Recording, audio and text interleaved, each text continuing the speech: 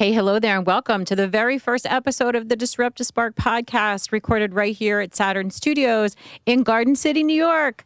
On this podcast, we interview CEOs and business leaders who are doing some really cool stuff. They're implementing proven motivational strategies, and their teams are getting it done. I'm your host, Susan Gaddy, and joining me today in the studio is a man I really admire for his motivational, empowering strategies, Mr. Christian Fuller O'Brien. Christian is an associate director at the fabulous company Bristol Myers Squibb, who we all know is a global pharmaceutical company committed to discovering, developing, and delivering innovative medicines to patients with serious illnesses. At Bristol Myers Squibb, Christian develops strategies to motivate and inspire his team so that customers take action and patients may thrive.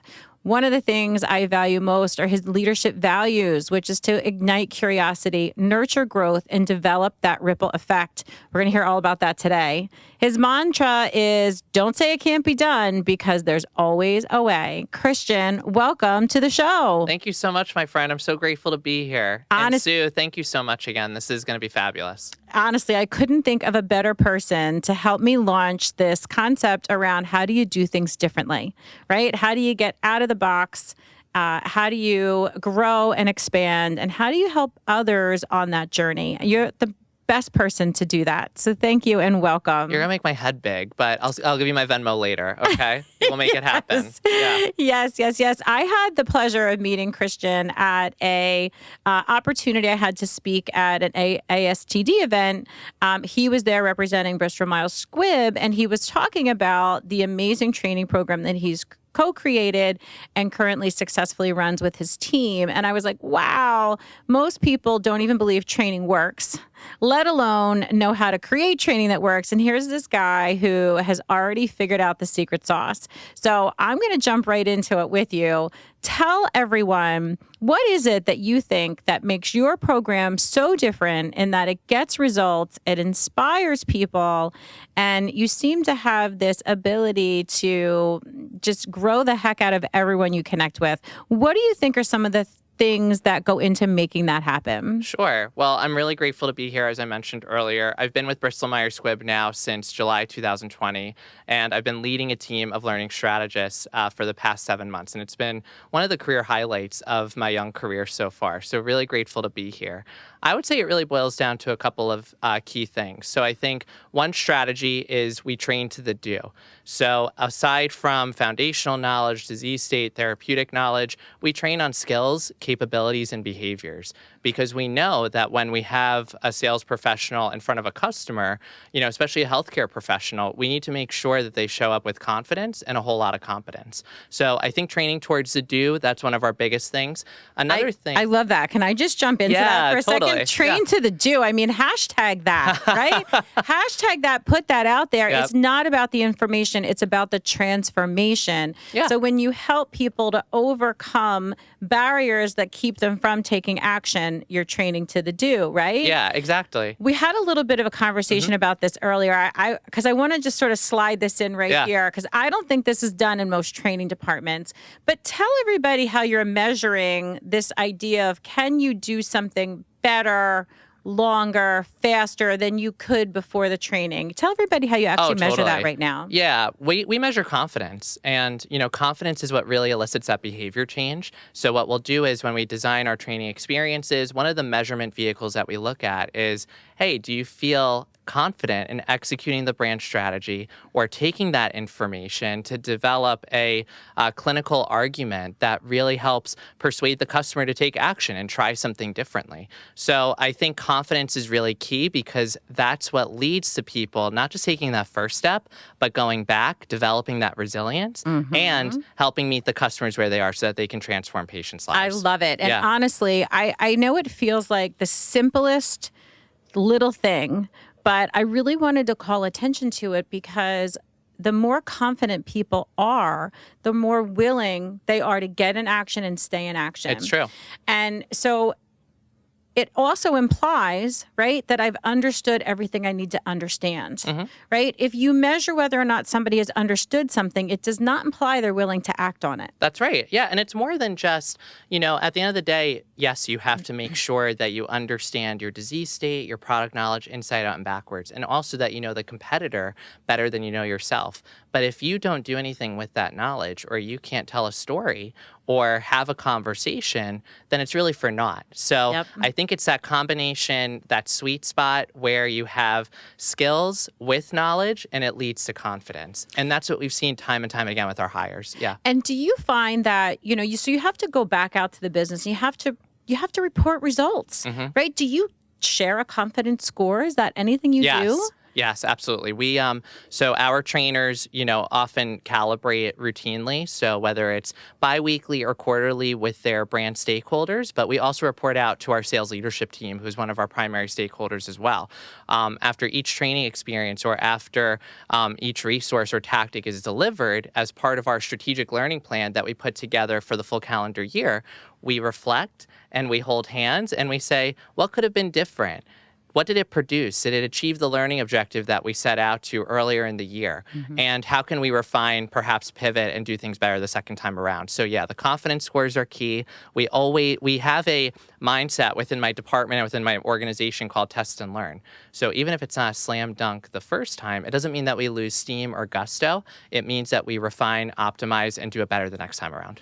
Oh my goodness, dropping so many nuggets and so much good wisdom. Because honestly, I really think that little simple, teeny tiny tweak right there, even if it's not a slam dunk the first time, I think this is especially true for people in training and training metrics, right? Because we all grew up going to school, right? And what did you want when you were in school? Perfect days. You wanted a perfect 100%, and they tried to get rid of 100% and they put in letters, and then you wanted the what? You wanted the A, right? A+, and then they put in numbers 1 to 5. What did you want? You wanted the 5, right? So success was truly measured by how perfect were you, and we've been conditioned our whole lives to believe that, and it's everywhere.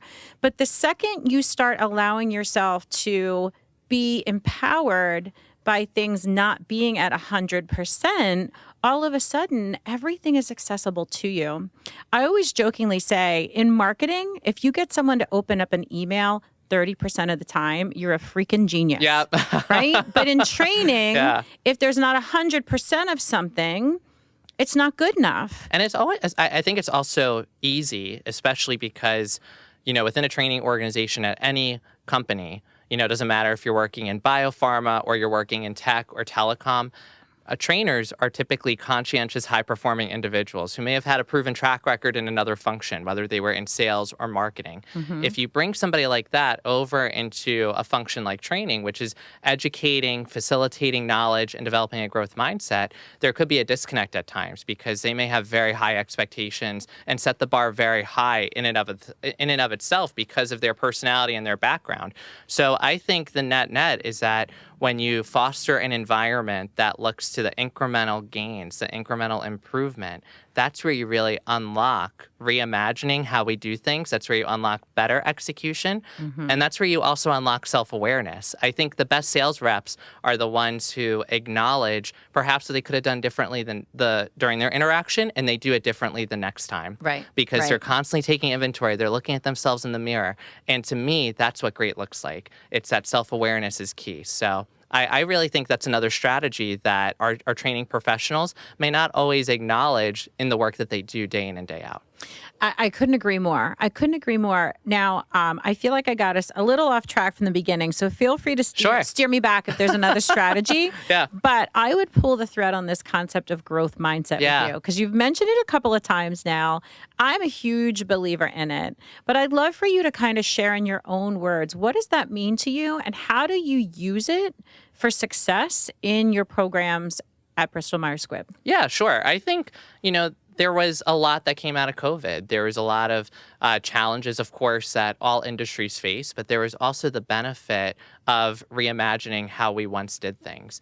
And I think, the reason why I'm so grateful to work in the organization that I do is because we have a test and learn approach where we're empowered. If we have an idea, let's say we watched a masterclass recently and we're like, that might be a platform that would go very well with our new hire training. Or we listened to a podcast. Maybe we could take those nuggets and zhuzh it, make it our own, but then redeploy it in a way that's going to be impactful and meaningful to our salespeople.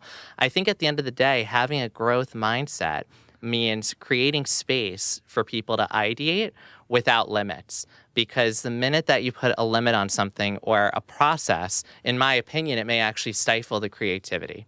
So what I like to do with my team, and we do this routinely, whether it's during our staff meetings or during informal one-on-ones, we just dedicate time to ideating and spitballing. And instead of getting so wrapped up in operationalizing the details, we really look at things holistically and big picture.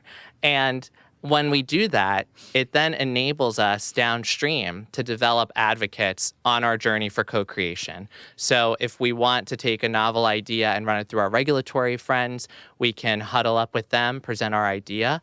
They can provide us with some healthy guardrails, but it doesn't mean that nothing gets accomplished. It means that we just refine and optimize it so it has a better return later. I love it. Yeah. And honestly, it's really, I love your definition for growth mindset and actually showing people a proven way to do that. First of all, it begins by just letting something be expansive. Yeah. We were actually having a funny conversation, Christian and I were, before this started, because I met him. I was so excited about what he was doing. And I often host things through LinkedIn Live, which I just do from my house, you know? And so I invited Christian to do this, and he's like, I'll come to you. And he didn't know this, but in my head, I'm like, well, I sit at my desk in like my side den. I'm like, I'm not really sure how I'm going to host a podcast conversation that way, but I didn't let it stop me. And that's new for me because I'm one of those people very concerned about the how. Yeah. I'm very concerned about the how. And if I don't see the how, it will often stop my action. Yeah. So I've been working very hard on that with a mentor. I might add, because you can't really fix things for yourself. You need outside perspective. And you need a champion too, who helps call it like it is. Yeah, that's great. She called me out a lot on that. I won't use the terms that she used, but okay, we got there. And so I said, I don't know how I'm going to do this, but I'm just going to say yes. Yeah. I'm going to believe. Right? I'm going to know that this is the right thing for me, and I'm going to say yes. And that's exactly what I did. Yeah.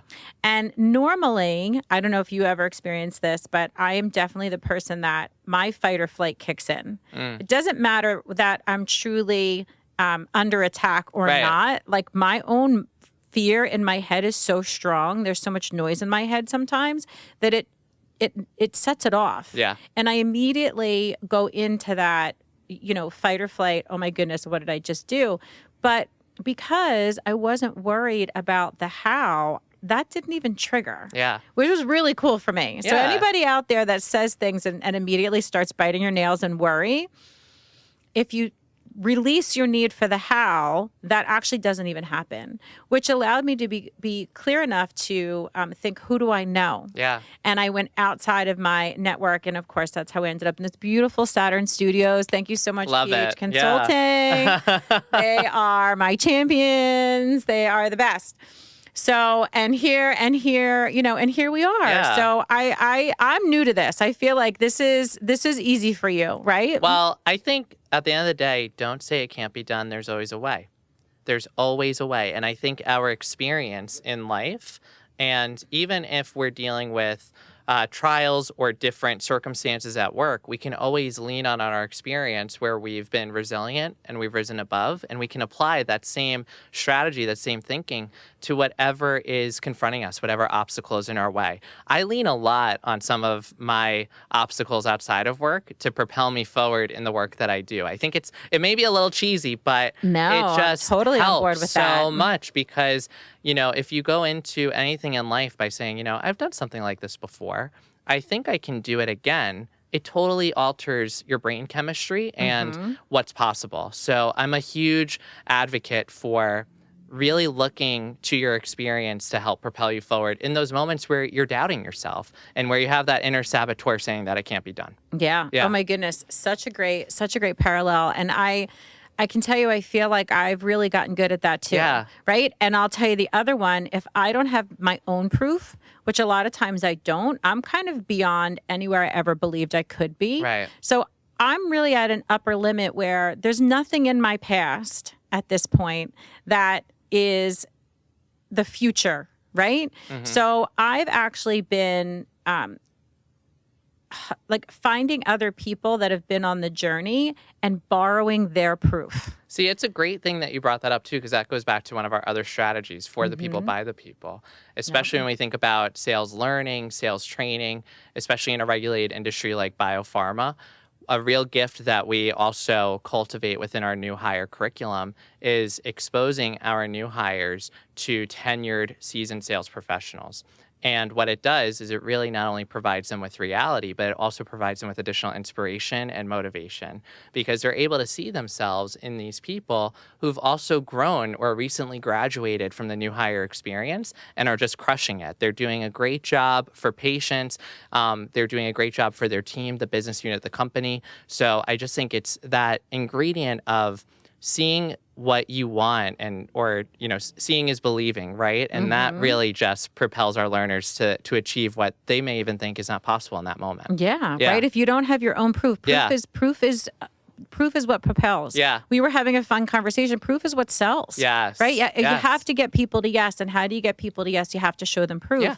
And in absence of proof, you either have to borrow someone else's success, Yep. which I do all the time. Yep. I do all the time. Yeah. If I want to create a program for a client and I don't have the metrics that it works, I'm not that original. Somebody else in the world is doing this right now, and probably a much bigger company. So I go Google and I search and I find the person that's doing it, and I correlate their success to the success we could have as well.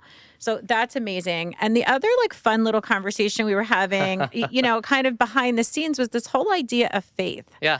And I believe that faith has a huge place in our work and in helping us to be successful. I run my own company, so it's super easy for me to talk about whatever I want to talk about. But when you're in much bigger companies, I was asking Christian, how does that conversation happen in a much bigger company? And I'd love for you to share your response to that, because I thought that was pretty cool. Yeah, I think that faith comes down to believing in yourself and removing any obstacle that's in your way. I think sometimes people may think of faith as a dirty word or something that really shouldn't be acknowledged. But we all need to have a cheerleader at the end of the day, whether it's from ourselves or from our workmates or from our colleagues and confidants. And I think that having that shared belief, that shared enthusiasm for the work that we do can actually propel us through some of our more draining or difficult days. Yeah. And I also think, too, what faith comes down to for me is, again, don't say it can't be done. There's always a way, right? But, really leaning on the community at work to help co-create and to help you get through even some of those challenges that you're confronted with. So having faith to acknowledge that, okay, I may not have the answer right now. Who can I consult who may have done this before? And how can I lean on maybe their expertise to help propel me and get me to that next level and to really level up? So that to me is just how I interpret faith and how I think the community at work may perceive it as well.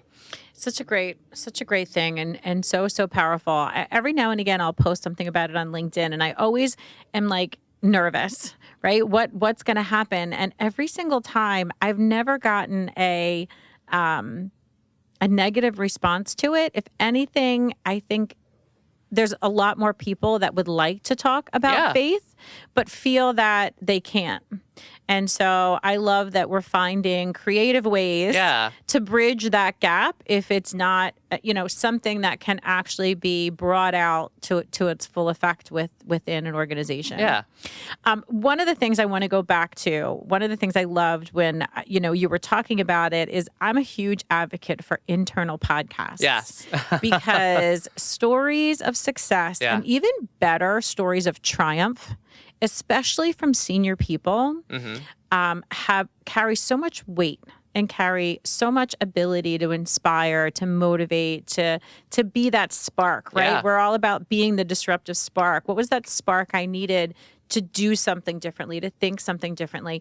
Tell everybody a little bit about your internal podcast. How did it get started? What's it like to manage? Because a lot of people, when I bring up the idea, they're like, oh my goodness, we can't do that. And here you are doing it. Tell people how that happened for you. Well, podcasts are great. I think they're a passive learning modality that does not get enough credit. Especially because when you think about it, we're constantly vying for eyeballs and attention, whether it's through an email blast, a newsletter. There's some type of channel that's getting all the attention from our salespeople.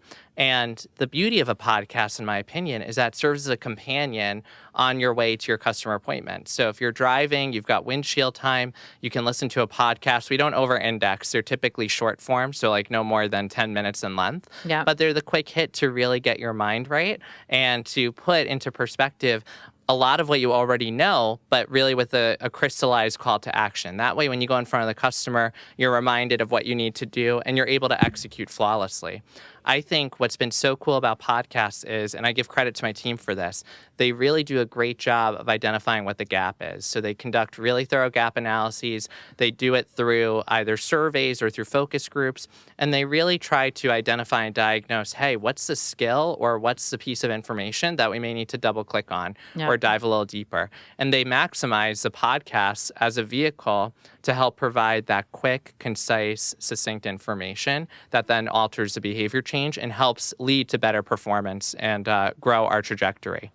I love it. And do you need fancy equipment? No. Do you use your phone? We do quick and dirty. We use Microsoft Teams. Okay. We have a third party that helps provide some light elevator music to for an intro and outro. Yes. But Okay. it's high quality, even done through Microsoft Teams, and it's just an audio file. So I think if you that's the thing. I think sometimes back to your earlier point about not letting the how get in the way of it. We think that we need a fancy studio. I love this. I'm grateful for this fantasy that I'm in right now. But I think you could, if you have the will, there's always a way. Yes. Yeah. Agreed. And you know what? Here's the other thing too. Like what I want to use your words, test and learn. Test and learn. Yeah. So here's the thing that I say to my clients all the time. Yeah. I don't want to spend your money unless I know it's a really good investment. Right. Like, I'm all about making investments that really matter. And so a lot of times I want you to try it out organically on a cheaper, option, so that if it doesn't work, if it does need to be tweaked, it will need to be tweaked. Let's change that. It will need to be tweaked. It didn't cost a ridiculous amount of money. You're piloting you're piloting it, you're testing things out. But I also think that is a direct reflection of the leadership. Yeah. Because if you are with a leader that believes success is 100%, right? Their ability to tolerate the more human side of creativity is a lot less. Mm-hmm. Do you have any suggestions for people? Like the more I get to know you, you have no limitations, which is awesome. Yeah. And you operate in that way and you group and you're a leader in that way, but that's not true for a lot of people. So you can't help sometimes who your leader is. So let's say someone doesn't have the good fortune of having you as their leader. What advice would you give to people that, need to work within that construct? How do you deal with that? So I think it boils down to really two things. I think, in order to help people on the journey to developing a growth mindset, one piece of advice I would give would be ask, can we explore this? I think exploring is more expansive and invites somebody to join you as an expeditionist or an adventurer. It really invites that childlike curiosity, and it disarms people because they can probably think about what's imaginable, and it's a much more, it's a freeing feeling versus a limiting sensation. And the other thing too that I would recommend, if you feel confident and you feel like you're not going to ruin the relationship, because you never would. I'm not saying that you would if you asked this, but I think some people may get in their own way with that limiting self-talk. Ask the question, why not? We teach our salespeople all the time not to just fall for the smoke screen or for that objection that they hear. Why? Why not? Get to the true underlying root issue and peel back the layers of the onion, because what you're going to find, Sue, is that people have perception and they have reality. And perception may be, especially as a training strategist or a learning leader, it might be, oh, that initiative is too costly, or it's going to take a while, it's too complex. That can never be done because we haven't done that before. Why not? Pause. Don't jump into solutioning. Don't defend yourself, but just keep asking, because what you're going to see is that the perception starts to unravel. Those would be really my two keys of advice to help adopt a growth mindset. Awesome. Especially when you don't have a leader that's displaying that at the time, because that does happen. Not everyone is on that same sort of energy wavelength of growth and possibility. So two really great examples and such really good advice. So I got to tell you, we're coming to the end. I am beyond excited. I always love to end things with like the one thing, right? I love the one thing conversation. So and I'm going to put a little twist on this for us because Christian shared with us he's got a brand new puppy. And you, I think, appreciate this as much as I do. So much of how I am at work is how I am as a parent. Yeah. So much of, how you interact with people is how you're going to interact with your puppy. Yeah. So what's one thing that you've learned now that you're responsible for a puppy that is going to find its way into your work life as well? Well, I think it goes back to my favorite motto, and I can't take credit for this. This was one of my first leaders when I was a new sales professional. His name was Dominic Petrone, best guy out there. And he said, Christian, don't say it can't be done. There's always a way. And I look at Diana and I'm like, you're going to be able to be trained. It's going to be fine. I thought at first when we got her, I was like, she's not drinking from her bowl. She barely walks. I take her on a drag down the street. I was like, this is not going to work out. But over time, don't say it can't be done. There's always a way. Slowly but surely, she gets acclimated to her environment. She knows she's house trained. She's totally fine. And she's healthy, happy, and loving. And I think that's the biggest thing. Don't stand in your own way. Don't say it can't be done. There's always a way. I love it. And if I were to add one thing to that, because I can appreciate that. I'm thinking of my son right now, who's now 15, is going to kill me for this, but he had his little blankie that he took to bed. And I would start to be in a panic. I'm like, how's he going to go to college? Right? And then you have to remind yourself, nobody went to college sucking their thumb. Right? This too shall pass. And do you find that in the moments because I'm sure you were up at 4 in the morning, 5 in the morning, right? You're exhausted, you're tired, you're like, this sucks. Who said I should do this? Yeah, right. Right? Did you find that just having that belief that this will pass, that this won't last forever, sure, was helpful? Yeah, because you outlive everything. Every storm runs out of rain. Oh my gosh. Yeah. Okay. And that's me in a nutshell. I mean, every storm runs out of rain. Every storm runs out of rain. And I think you're always going to outlive every situation. Have faith in yourself, have faith in your abilities, be bold, be open, be proud, and don't say it can't be done because there's always a way. Well, and there you have it. This is why we call it the Disruptive Spark, people. It's not all the big things. It's these little tiny nuggets. Tweaks, shifts, mindset, beliefs that actually make the biggest impact, not just in our work lives, but in our personal and our home lives too. Christian, thank you so much for being here today. This was a lot of fun. Let's do it again. Absolutely. Thank you. Take care. Bye now.